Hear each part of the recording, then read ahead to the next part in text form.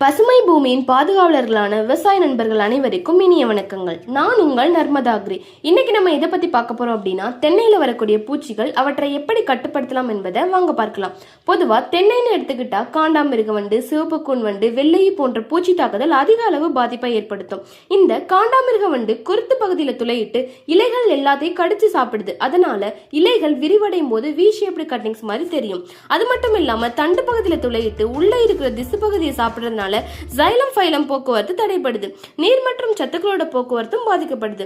இதனால ஆரம்ப கட்ட வளர்ச்சி அதிகமா பாதிக்கப்படுது. அடுத்து சிவப்பு கூன்வண்டு. இது தண்டு பகுதியில துளையிட்டு உள்ள இருக்க திசு பகுதியை சாப்பிடுது. அதுல இருந்து ஒரு விதமான பிசின் போன்ற திரவங்கள் வெளிவரும். பாதிப்பு அதிகமாகும் போது மரமே காஞ்சு போன மாதிரி ஆயிடும். அது மட்டும் இல்லாம மரமே செத்து போறதுக்கான வாய்ப்பு இருக்கு. அடுத்து வெள்ளையி. இது இலையின் அடிப்பகுதியில் இருந்து சாறு உறிஞ்சதுனால இலையோட மேல் பகுதி வெளிர் மஞ்சள் நிறமா மாறிடும். அது மட்டும் இல்லாம இலையின் மேல் பரப்புல கரும்புஞ்சல நோய் படியும். இதனால ஒளிச்சேர்க்கை தடைபடுது, மகசூலும் குறையுது.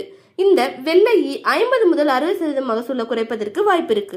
இதை எப்படி இயற்கை முறையில கட்டுப்படுத்தலாம் அப்படின்னா, இறந்த மரங்களை தோப்பிலிருந்து அகற்றி எரிக்கணும். அடுத்து தொழு உரத்தை குழிகளில் இருந்து எடுக்கும் போது அதுல இருக்கிற புழுக்கள் மற்றும் கூட்டு புழுக்களை சேகரித்து அழிக்கணும். அப்படி இல்லையா, நம்மளோட தயாரிப்பான இன்ஃபினி மற்றும் ஃபெர்டிலிட்டி இருக்கு. இன்ஃபினிட்டி இதுல 5 வகையான நுண்ணுயிர் இருக்கு.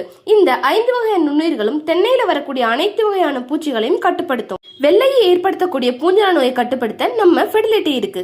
எனவே அனைத்து விவசாய பெருமக்களும் இதனை வாங்கி பயன்பெறுமாறு கேட்டுக்கொள்கிறேன். மேலும் தொடர்புக்கு 638444013. ஆரோக்கியமான பயிருக்கு நண்பகமான துணை.